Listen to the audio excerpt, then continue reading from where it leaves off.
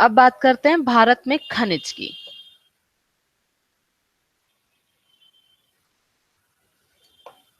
देश का पहला लौह इस्पात कारखाना कब और कहां लगा? उत्तर है 1875, श्रीकुल्ती, पश्चिम बंगाल। भारत में पहला अल्युमिनियम कारखाना कहां लगा? उत्तर है 1937 में, आसलोन। दोस्तों, खनिज संपदा की उपलब्धता की दृष्टि से भारत की गणना विश्व के खनिज संसाधन संपन्न देशों में की जाती है। चूंकि दोस्तों भारत की भूगर्भिक संरचना में प्राचीन दृढ़ भूखंडों का योगदान है, अतः यहाँ लगभग सभी प्रकार के खनिजों की प्राप्ति होती है। एक तरफ जहाँ पर लोहा, मैंगनीज, तांबा, सीसा, जस्ता, बॉक्साइट, सोना, चांदी, बेराइट, मैग्नेसाइट, टिन आदि धात्विक खनिज मिलते हैं, तो दूसरी तरफ अधात्विक खनिजों जैसे अभ्रक, पायराइट, नमक, जिप्सम, हीरा, काइनाइट, इमारती पत्थर, संगमरमर, चूना पत्थर, विभिन्न प्रकार की मिट्टियां आदि मिलते हैं। अणु शक्ति के खनिजों तथा यूरेनियम, थोरियम, जिरकॉन, सुरमा, ग्रेफाइट आदि भारत में यथेष्ट मिलते हैं। और प्राकृतिक शक्ति साधनों में कोयला, खनिज तेल तथा प्राकृतिक गैसों की भी प्राप्ति स्थलीय एवं अपतट क्षेत्रों में होती है। दोस्तों, भारत में जो खनिज क्षेत्र है वो उत्तर पूर्वी प्रायद्वीपीय क्षेत्र कई भागों में बांटा जा सकता है। जैसे पहला है जैसे उत्तरी पूर्वी प्रायद्वीप क्षेत्र। यह क्षेत्र दोस्तों भारतीय खनिज की दृष्टि से सर्वाधिक महत्वपूर्ण है, क्योंकि इससे भारतीय खनिज का हदस्थल कहा जाता है। यह आर्कियन शिल्ड क्षेत्र है, जिसका संपूर्ण भाग उड़ीसा का पठार, छोटा नागपुर का पठार, छत्तीसगढ़ का उत्तरी भाग आदि से बना है।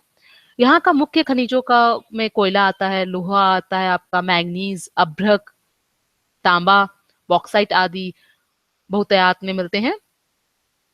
इस क्षेत्र में काइनाइट 100% है और लॉ अयस्क 93% है। कोयला दोस्तों 84% है। अगर दोस्तों इसमें मतलब आपको फिगर में या फिर किसी में भी लगता है कि नहीं मैं गलत बोल रही हूँ, तो आप मुझे करेक्ट कर सकते हैं। सेल का पूरा नाम क्या है? Steel authority of India limited. SAIL की स्थापना कब की गई? 1973 में।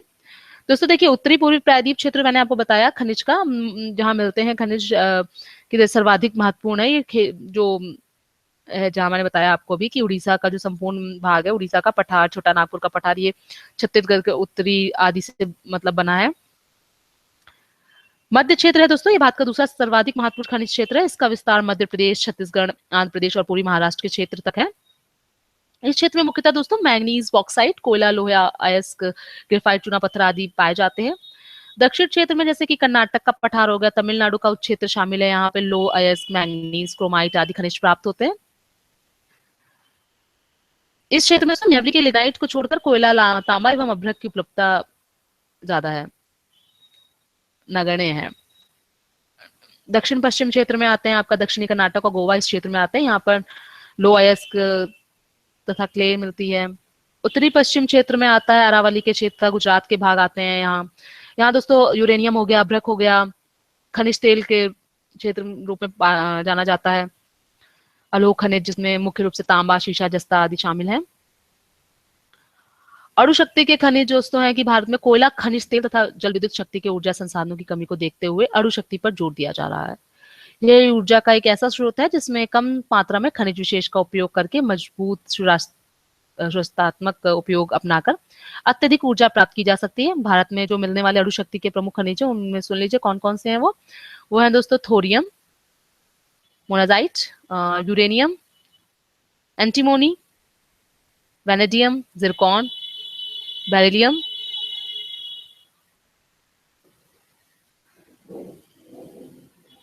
भारतीय खनिज की संपदा की स्थिति ये है कि यहाँ पे लो अयस्क, अभ्रक, दुर्लभ मुद्राएं, टिटेनियम अयस्क, थोरियम अयस्क के उत्पादन में भारत का विश्व में महत्वपूर्ण स्थान है। सामरिक महत्व में 10 खनिजों की मात्रा भारत में अपर्याप्त है। इसकी कमी को आयात द्वारा पूरा किया जाता है। ये खनिज हैं प्लेटिनियम, जिंक, ग्रेफाइट, शीशा, सल्फर, पोटास, पारा जिसे हम मरकरी कहते हैं, टिन तथा निकल। भारत में सामरिक महत्व के 26 खनिजों की प्राप्ति होती है, जिनमें एल्यूमिनियम है, कोयला है, क्रोमियम है, एंटीमोनी, तांबा, मैग्नीज, मैग्नीशियम, अभ्रक है, यूरेनियम है, शीशा है, पारा, टीन, जिंक, निकल, ग्रेफाइट, सल्फर आदि शामिल हैं। तो मैं आपको विश्व में खनिज की प्राप्ति से, भारत में कुछ खनिजों की प्राप्ति बहुतायत से होती है, तो कुछ मात्रा आवश्यकता भर के लिए ही उपलब्ध होती है, मतलब कुछ है कि हाँ आवश्यकता के लिए ही है। इसके अलावा कुछ खनिज है जिनकी भारत में कमी है, जिनकी आवश्यकता पूर्ति के लिए बाहर से मंगाया जाता है, आयात किया जाता है। तो उनके बारे में मैंने आपको बता दिया क्या क्या है। ब्रिटेन के सहयोग से कौन सा कारखाना निर्मित हुआ? उत्तर है दुर्गापुर, जो कि पश्चिम बंगाल में। रूस के सहयोग से कौन सा कारखाना निर्मित है? उत्तर है बोकारो, झारखंड।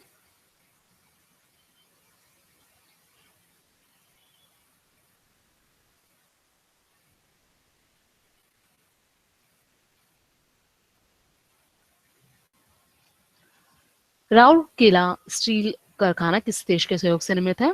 उत्तर है जर्मनी। रूस के सहयोग से दूसरा कौन सा कारखाना निर्मित है? उत्तर है भिलाई, छत्तीसगढ़ में। निजी क्षेत्र में स्टील का कौन सा कारखाना निर्मित है? उत्तर है TISCO, Tata iron and steel company. दोस्तों, निजी क्षेत्र में स्टील का कौन सा कारखाना निर्मित है, ये भी देख लीजिए।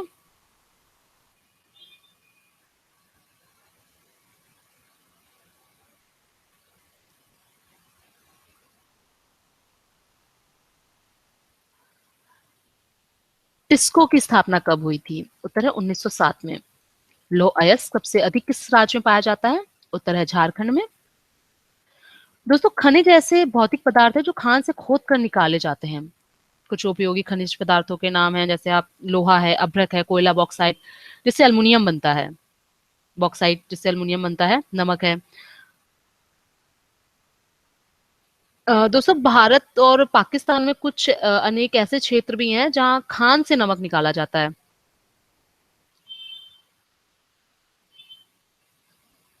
दोस्तों, वैसे खनिज शब्द का अर्थ है खनिज, खनि, धन, जा, अर्थात खान से उत्पन्न, और इसका अंग्रेजी शब्द है मिनरल।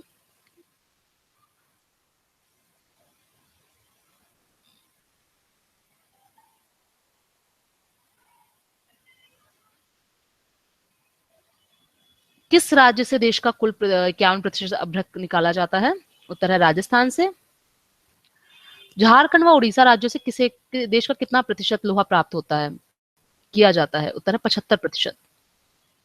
ज्वार खदान किस खनिज के लिए प्रसिद्ध है? उत्तर है जस्ता उत्पादन के लिए। लिग्नाइट का सबसे अधिक भंडार किस राज्य में है? उत्तर है तमिलनाडु में। भिलाई इस्पात संयंत्र किस पंचवर्षीय योजना में स्थापित किया गया है? उत्तर है द्वितीय पंचवर्षीय योजना में। हिंदुस्तान स्टील लिमिटेड की स्थापना कब की गई? उत्तर है 1953 में। दोस्तों, अब आपको आवाज मेरी क्लियर आ रही है कि अभी भी प्रॉब्लम हो रही है?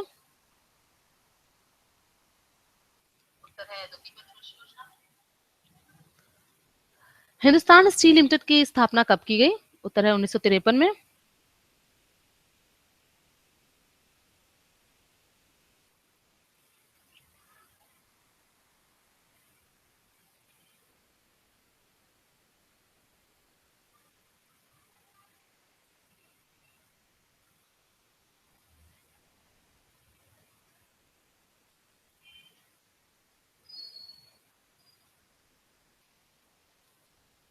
हिंदुस्तान स्टील लिमिटेड की स्थापना कब की गई? 1953 में। बर्नपुर में Indian iron and steel company की स्थापना कब की गई?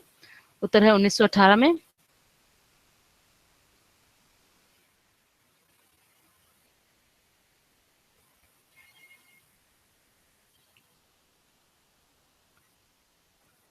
कर्नाटक के भद्रावती में मैसूर, बाद में विश्वेश्वरैया लौह इस्पात कारखाने की स्थापना कब की गई? 1923 में। किस सन में कुल्चे एवं हीरापुर 1908 में स्थापित के कारखानों की भारतीय लौह एवं इस्पात कंपनी में मिला दिया गया था? उत्तर है 1936 में। विशाल जी, एक्चुअल में बहुत लोग कहते हैं कि आप धीरे पढ़ाने लगे हो, फिर कुछ कहते हैं तेज, तो आप ठीक है, आपने मुझे बोल दिया कि जल्दी जल्दी ना बताऊं, मैं इसलिए आराम से बता रही हूँ। 1937 में किस स्थान पर कॉर्पोरेशन ऑफ, इसको क्लियर कर लीजिए, स्टील नहीं है, स्टील कॉर्पोरेशन ऑफ बंगाल की स्थापना की गई? उत्तर है Burnpur. Steel corporation of Bengal को किस वर्ष भारतीय लौह एवं इस्पात कंपनी में मिला दिया गया? उत्तर है 1953 में।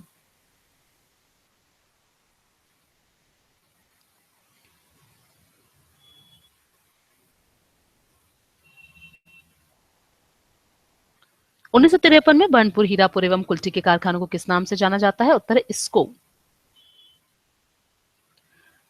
द्वितीय योजना काल में लगाए गए 3 नए कारखानों में कौन से थे? नाम नए कारखाने कौन से थे? उत्तर है भिलाई, राउरकेला। भिलाई, दुर्गापुर एवं राउरकेला कारखानों को किस कंपनी के अंतर्गत रखा गया था? उत्तर है हिंदुस्तान स्टील लिमिटेड।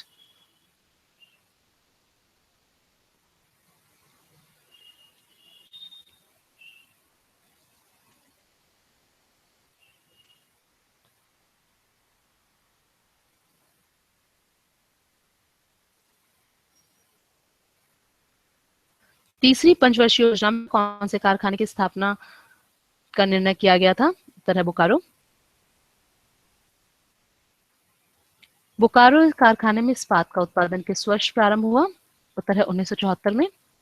दोस्तों, स्टडी फॉर सिविल सर्विसेज आपके लिए डेली ये वीडियो लाता है कि आपको समय समय पर हम नॉलेजेबल वीडियो प्रोवाइड करा सकें, जिससे आपको याद करने में भी दिक्कत ना हो। और अभी कई सारे लोगों ने बोला है जेपीएससी के लिए बनाने के लिए, तो हम उन्हें बताना चाहते हैं कि हम जेपीएससी का भी बहुत जल्दी 18 तारीख को एग्जाम आ रहा है, 18 दिसंबर को आ रहा है, तो उसकी भी प्रिपरेशन स्टार्ट करने वाले हैं और बहुत जल्दी आपको उसके बारे में भी हम सारा बताएंगे। वर्तमान समय में दुर्गापुर, राउरकेला, बोकारो, भिलाई, सलेम के कारखाने किस कंपनी के अंतर्गत आते हैं? उत्तर है steel authority of India limited.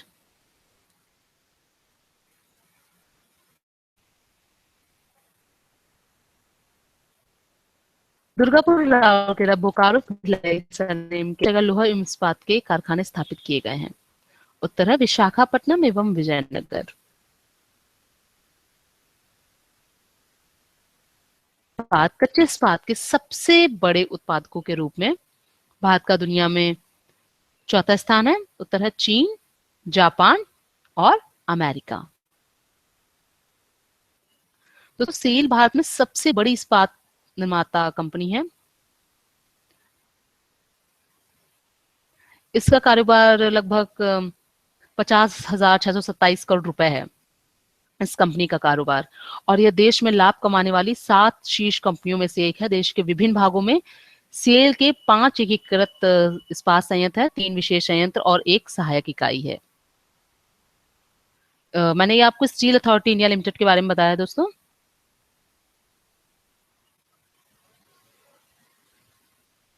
Bharat के पास कच्चे तेल और प्राकृतिक गैस का कितना भंडारण है?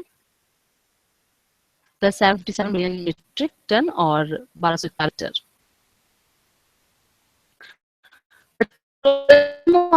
प्राकृतिक गैस क्षेत्र जिसमें पेट्रोलियम उत्पादों, रिफाइनिंग और माया की देश के उत्पादन यानी जीडीपी में कितना प्रतिशत की भागीदारी है? उत्तर है 15%।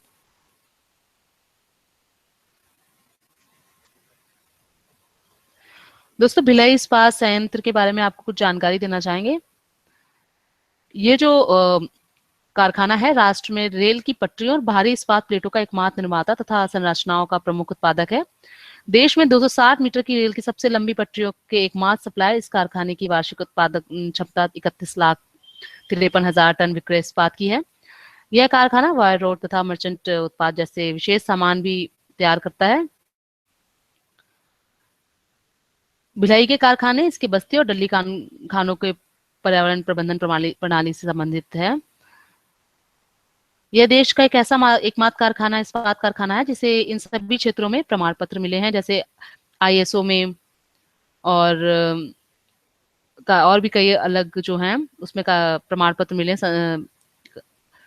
क्षेत्रों में। कारखानों के सामाजिक उत्तरदायित्व निभाने के लिए ऐसे 8,000 प्रमाण पत्र और व्यावसायिक स्वास्थ्य सुरक्षा के लिए OHSAS 18,001 प्रमाण पत्र भी प्राप्त है।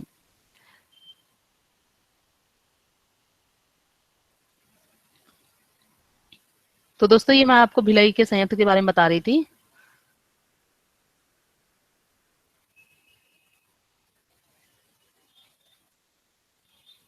भारत विश्व का देश दोस्तों कौन से नंबर का सबसे बड़ा तेल उपभोक्ता देश है?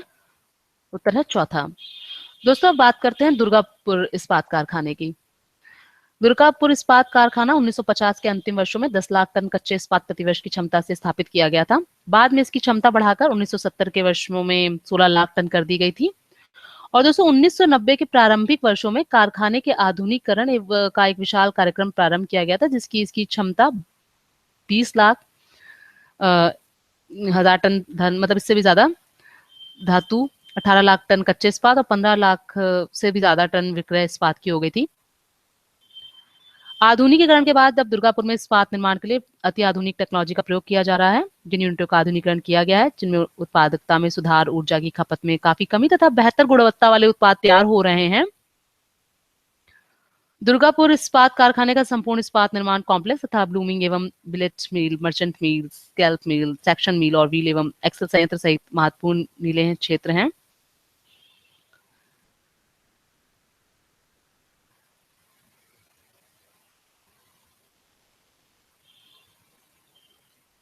भारत में कार्यरत तेल रिफाइनरी में से निजी क्षेत्र की रिफाइनरी कौन सी है? 2 हैं। विश्व के किन प्रमुख देशों के तेल क्षेत्रों में भारत के अधिकतर सरकारी तेल कंपनियों की हिस्सेदारी है? उत्तर सूडान, मिस्र, Libya, Ivory Coast, Vietnam, Myanmar, रूस, इराक, कतर व ऑस्ट्रेलिया। रूस के सखालिन एक तेल क्षेत्र में भारत की कितने प्रतिशत हिस्सेदारी है? उत्तर है 20%। खांडसारी उद्योग के बाद भारत का दूसरा सबसे बड़ा लघु उद्योग कौन सा है? उत्तर है हथकरघा। हथकरघा जो है वो खांडसारी उद्योग के बाद भारत का दूसरा सबसे बड़ा लघु उद्योग है। दोस्तों अगर आपको इस वीडियो में कुछ भी गलत लग रहा है कि मैं कुछ गलत आपको बता रही हूँ तो आप मुझे करेक्ट कर सकते हैं। और साथ ही साथ अगर वीडियो में आपको आवाज नहीं क्लियर आ रही है तो आप बता सकते हैं। दोस्तों आप जानते हैं कि लघु उद्योग क्या होता है? दोस्तों लघु उद्योग वो होता है जो मध्यम स्तर के विनियोग की सहायता से उत्पादन प्रारंभ करते हैं। इन इकाइयों में श्रम शक्ति की मात्रा भी कम होती है और सापेक्षिक रूप से वस्तुओं एवं सेवाओं का कम मात्रा में उत्पादन किया जाता है। दोस्तों ये बड़े पैमाने के उद्योगों से पूंजी की मात्रा, रोजगार, उत्पादन एवं प्रबंधन, आगतों एवं निर्गतों के प्रवाह इत्यादि की दृष्टि से भिन्न प्रकार की होती हैं। दोस्तों ये कुटीर उद्योगों से भी इन आधारों पर भिन्न होती हैं। उत्पादन में यंत्रीकरण की मात्रा, मजदूरी पर लगाए गए श्रमिकों एवं पारिवारिक श्रमिकों के अनुपात, बाजार का भौगोलिक आकार, विनियोजित पूंजी इत्यादि। दोस्तों लघु उद्योगों का जो मतलब हम डिफरेंशिएट करते हैं तो 3 तरीके से करते हैं, 3 प्रकार के उद्योगों से: सूक्ष्म उद्योग, लघु उद्योग और मध्यम उद्योग। लघु उद्योगों को विनियोजित राशि के मापदंडों से वर्गीकरण किया जाता है। लघु उद्योग वह है जहां प्लांट एवं मशीन में निवेश 25 लाख रुपए से अधिक लेकिन 5 करोड़ रुपए से कम होता है। मध्यम उद्योग जैसे वो होते हैं जिसमें प्लांट एवं मशीनरी में निवेश 5 करोड़ से अधिक लेकिन 10 करोड़ से रुपए कम होते हैं। सेवा उद्योग के स्वरूप में एक सूक्ष्म उद्योग वह वहां जहां पे उपकरणों में निवेश 10 लाख रुपए से आगे नहीं बढ़ता, और लघु उद्योग जहां उपकरणों में निवेश 10 लाख रुपए से लेकिन अधिक 2 करोड़ रुपए से अधिक नहीं होता है। तो लघु उद्योगों की मैंने बताया कि 3 तरीके के होते हैं, ये सूक्ष्म और लघु और मध्यम उद्योग।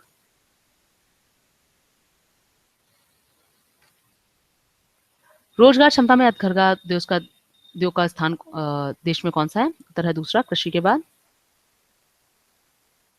देश में सूती वस्त्र का पहला कारखाना फोर्ट ग्लोस्टर कोलकाता में कब लगाया गया? उत्तर है 1818 में। मुंबई में कावसजी डाबर द्वारा सूती वस्त्र का कारखाना कब लगाया गया? उत्तर है 1854 में। भारत में जूट का प्रथम कारखाना 1854 में पश्चिम बंगाल में किस शहर में लगाया गया? उत्तर है रिसरा। भारत की में उनकी पहली मिल 1870 में कहाँ स्थापित की गई? उत्तर है कानपुर। इसे आई थिंक लाल इमली कहते हैं।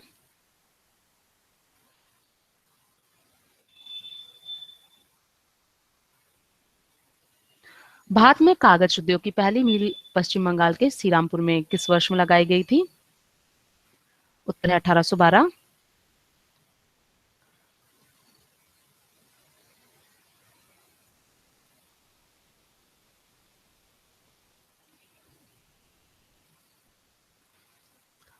दोस्तों, अगर वीडियो में आपको अभी नहीं सुनाई पड़ रहा है या कुछ भी आपको दिक्कत आ रही है तो आप प्लीज हमें बता सकते हैं लाइव चैट में।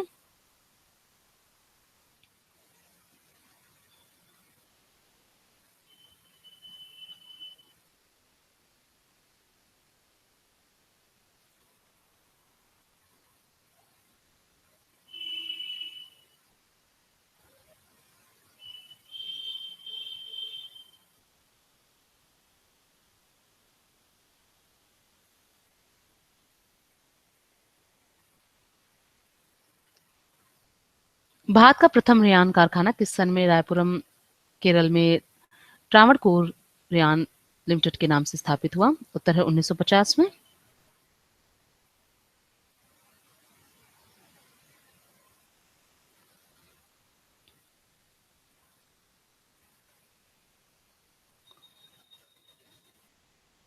सोने का रेशा किस उद्योग को कहा जाता है? उत्तर है जूट उद्योग का।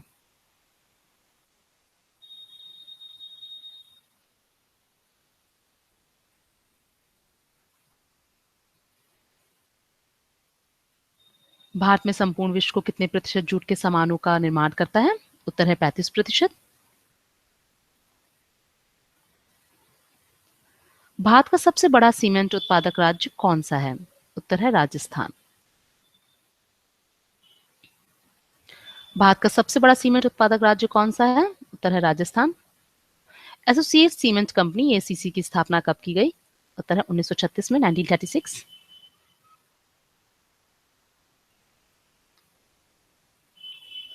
सर्वप्रथम उर्वरक कारखाना कहाँ स्थापित किया गया? उत्तर है 1906 में, 1906 में रानीपेट नामक स्थान पर। अमोनिया उर्वरक कारखाना कहाँ स्थापित किया गया? उत्तर है 1944 में, बेलीगुला नामक स्थान पर। भारत में किस प्रकार के उर्वरक की खपत सबसे अधिक होती है? उत्तर है नाइट्रोजनी उर्वरक की। भारत में किस उर्वरक के लिए आयात पर निर्भर है? उत्तर है पोटास उर्वरक के लिए। भारत में किस स्थान पर टेलीफोन उद्योग सर्वाधिक है? उत्तर है बेंगलुरु और रूपनारायणपुर में।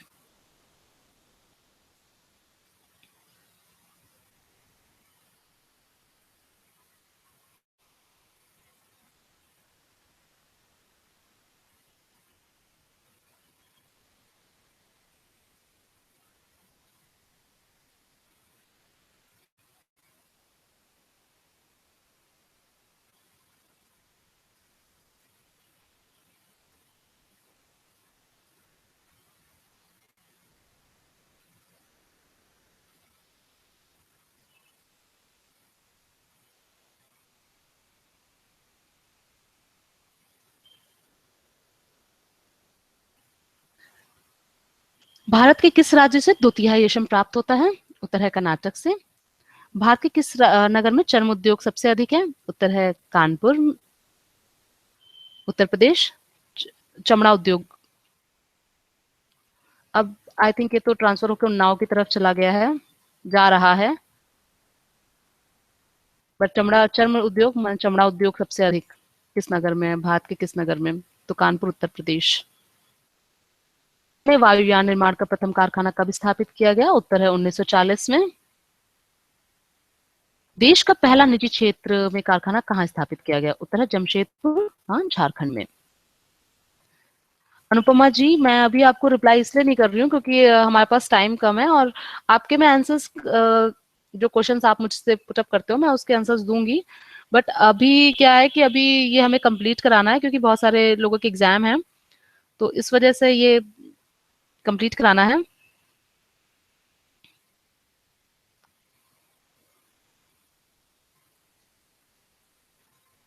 भारत के किस राज्य में कोयले के सुरक्षा? झारखंड। भारत के किस उद्योग पर पूंजी निवेश सबसे अधिक हुआ? उत्तर है लौह इस्पात उद्योग पर।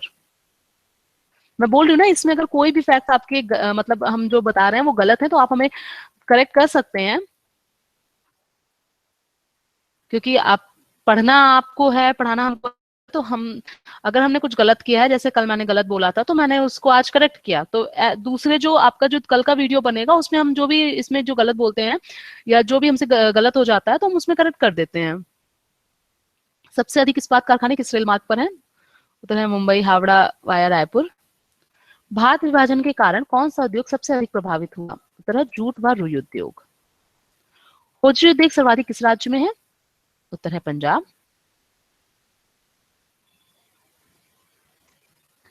रेशम उद्योग सबसे अधिक किस राज्य में है? उत्तर है कर्नाटक। कटनी किस उद्योग के लिए प्रसिद्ध है? उत्तर है सीमेंट उद्योग के लिए। सीमेंट उद्योग में उत्पादन में भारत का दुनिया में कौन सा स्थान है? उत्तर है द्वितीय।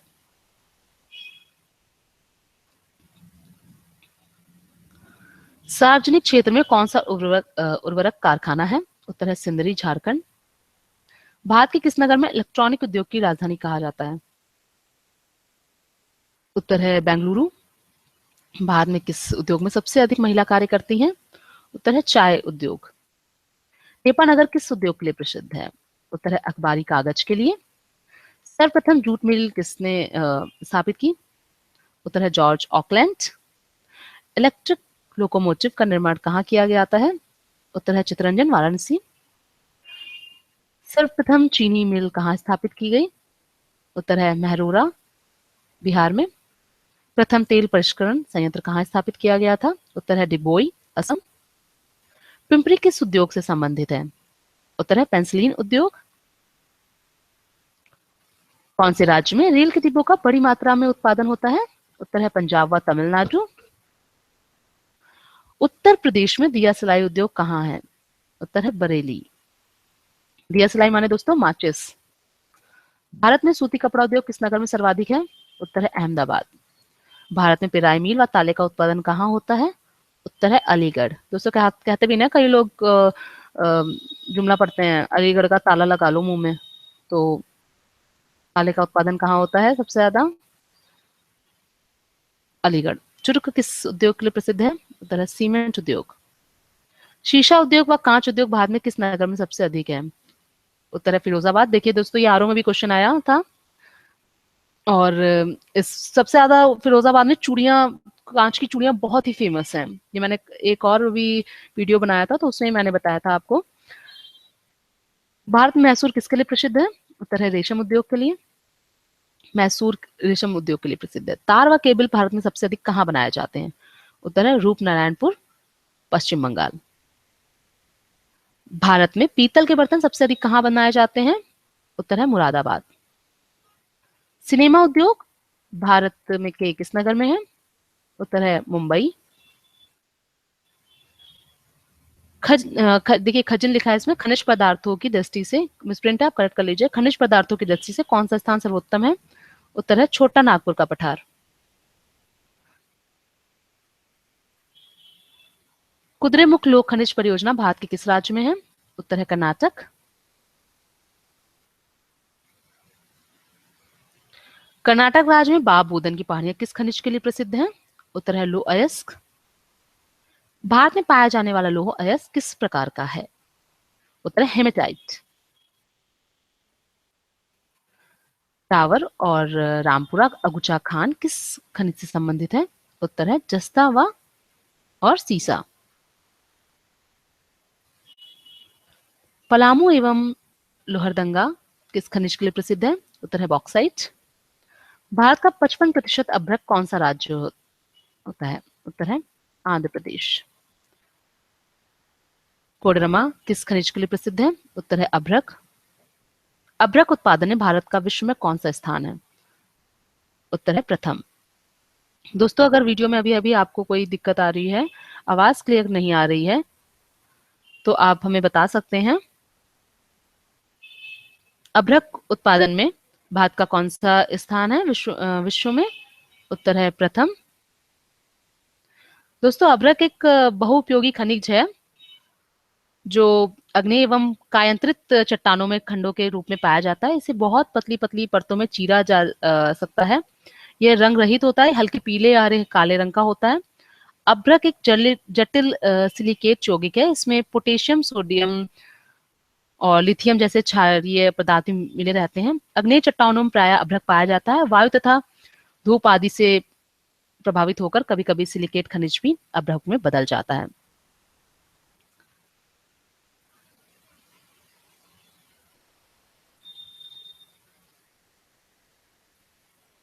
तो मैंने आपको बताया इस अभ्रक के बारे में। यद्यपि दोस्तों देश में अभ्रक प्रचुर मात्रा में पाया जाता है, तथापि इसका अधिकांश कच्चे माल के रूप में विदेशों को भेज दिया जाता है। हमारे अपने उद्योग में इसकी खपत प्राय नहीं के बराबर है। इसमें संदेह नहीं कि अधिक मात्रा निर्यात के कारण दोस्तों इस खनिज द्वारा विदेशी मुद्रा का अपर्जन यथेष्ट हो जाता है, किंतु यदि इसको देश में ही प्रशुद्ध पदार्थ के रूप में दिया जा सकता है, अधिक आय होने की संभावना है। व्यापार की दृष्टि से अभ्रक के दो खनिज श्वेताभ्रक और फ्लोगोपाइट अधिक महत्वपूर्ण है। अभ्रक का प्रयोग बड़ी बड़ी चादरों के रूप में तथा छोटे छोटे या चूर्ण के रूप में होता है।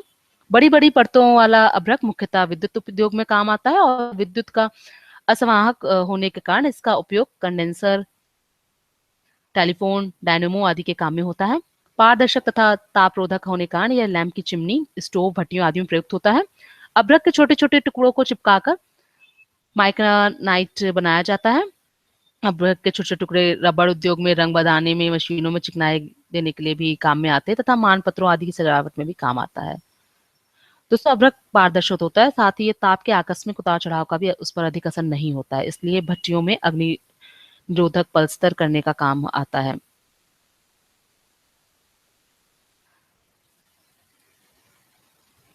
आयुर्वेद में अभ्रक का जो यूज है, संस्कृत में जिसे अभ्रक कहते हैं, वह हिंदी में अभ्रक, बंगला में अभ्र, फारसी में सितारा, जमीन तथा लैटिन और अंग्रेजी में माइका कहलाता है। काले रंग का अभ्रक आयुर्वेदिक औषधि के काम में लेने का आदेश है।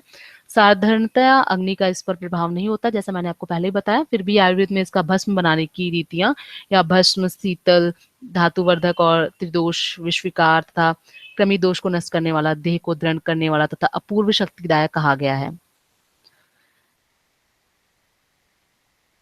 अभ्रक के जो प्रमुख खाने हैं वो कोडरमा में है, गिरिडीह में है, चाकल में है, सिंगूर में है, मुंगेर में है, नेल्लोर में है, गुंटर में है, उदयपुर में है और भीलवाड़ा और अजमेर में भी है। गुजरात में स्थित मोतीपुर खान में किस प्रकार का पत्थर निकाला जाता है? उत्तर है सफेद संगमरमर। झरिया किस खनिज उत्पादन के लिए प्रसिद्ध है? उत्तर है कोयला। भारत में मिलने वाला अधिकांश कोयला किस भूभाग से प्राप्त होता है? उत्तर है गोंडवाना। गोंडवाना में। भारत में सर्वप्रथम कोयले का उत्पादन कब और कहाँ किया गया था? उत्तर है रानीगंज। न्यू वैली खनन किस खनिज के लिए प्रसिद्ध है? उत्तर है लिग्नाइट। भारत में सबसे अधिक कोयला किस राज्य से पाया जाता है? उत्तर है झारखंड। भारत में खनिज तेल भंडार किस प्रकार की चट्टानों में पाए जाते हैं? उत्तर है अवसादी चट्टानों में।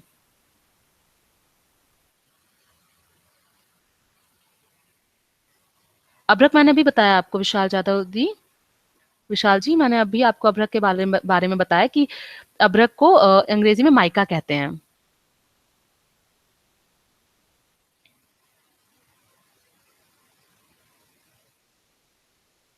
भारत में खनिज तेल भंडार किस प्रकार की चट्टानों में पाया जाता है? उत्तर अवसादी चट्टानों में। भारत में सबसे अधिक कोयला झारखंड में पाया जाता है और भारत में सर्वप्रथम खनिज तेल का वास्तविक उत्पादन कहाँ हुआ था? डिगबोई, कहाँ? असम में। ओएनजीसी का फुल फॉर्म पहले क्या है जानते हैं? तेल व प्राकृतिक गैस आयोग। और ओएनजीसी की स्थापना कब की गई? उत्तर है 1956 में। 1956 में ओएनजीसी की स्थापना की गई। दोस्तों अभी भी आपको समझ में नहीं आ रहा हो वीडियो है? ओएनजीसी का फुल फॉर्म दोस्तों हिंदी में तो मैंने आपको बता दिया, इंग्लिश में oil and natural gas corporation. कालूर खनिज तेल किस नदी घाटी के क्षेत्र में है? उत्तर है कृष्णा और गोदावरी। मंगला नामक तेल कुआं किस राज्य में है? उत्तर है राजस्थान। दोस्तों तेल और प्राकृतिक गैस निगम लिमिटेड 23 जून 1993 से प्रारंभ हुई थी। ओएनजीसी के बारे में बता रही हूँ आप लोगों को। यह एक भारतीय सार्वजनिक क्षेत्र की पेट्रोलियम कंपनी है। इसे फॉर्च्यून ग्लोबल 500 द्वारा 335वें स्थान पर रखा गया है। यह भारत में कच्चे तेल के कुल उत्पादन में 77% और गैस के उत्पादन में 81% का योगदान करती है। यह सार्वजनिक क्षेत्र की सबसे अधिक लाभ अर्जित करने वाली कंपनी। इसे 14 अगस्त 1956 को एक आयोग के रूप में स्थापित किया गया था। इस कंपनी में भारत सरकार की कुल इक्विटी हिस्सेदारी है 74.14%। ओएनजीसी कच्चे तेल के अन्वेषण और उत्पादन गतिविधियों में संलिप्त है। इसकी हाइड्रोकार्बन की अन्वेषण और उत्पादन गतिविधियों भारत के 26 तलछटी बेसिनों में चल रही है। दोस्तों ये भारत के कच्चे तेल की कुल आवश्यकता का लगभग 30% उत्पादन करती है। इसके स्वामित्व में एक 11,000 किलोमीटर लंबी पाइपलाइन है जिसका परिचालन ये स्वयं करती है। मार्च 2007 का ये मार्केट कैप के संदर्भ में भारत की सबसे बड़ी कंपनी है। तो ये मैंने आपको ओएनजीसी के बारे में बता दिया है। मंगला नामक तेल कुआं किस राज्य में है? उत्तर है राजस्थान। भारत की सबसे महत्वपूर्ण यूरेनियम खान कहाँ है? उत्तर है जादूगौड़ा। विश्व की जनसंख्या। दोस्तों विश्व में सबसे अधिक जनसंख्या वाला देश कौन सा है? उत्तर है चीन। अफ्रीका महाद्वीप में सबसे अधिक जनसंख्या वाला देश कौन सा है? उत्तर है नाइजीरिया। जनसंख्या के सबसे अधिक भार कहाँ पाया जाता है? उत्तर है एशिया। जनसंख्या सबसे कम भार कहाँ पाया जाता है? उत्तर है ऑस्ट्रेलिया। विश्व के किस महाद्वीप में आदिम जातियों की संख्या सर्वाधिक पाई जाती है? उत्तर है अफ्रीका। पश्चिमी गोलार्ध में जनसंख्या की दृष्टि में सबसे बड़ा देश कौन सा है? उत्तर है संयुक्त राज्य अमेरिका। एशिया महाद्वीप में विश्व के कितने प्रतिशत जनसंख्या निवास करती है? उत्तर है 55%। दोस्तों नेक्स्ट वीडियो हम कल आपका इसका एक और पार्ट लेके आएंगे, पार्ट 6। तो आपने जल्दी कमेंट दीजिए कि किस टॉपिक पे आपको वीडियो बनाना है।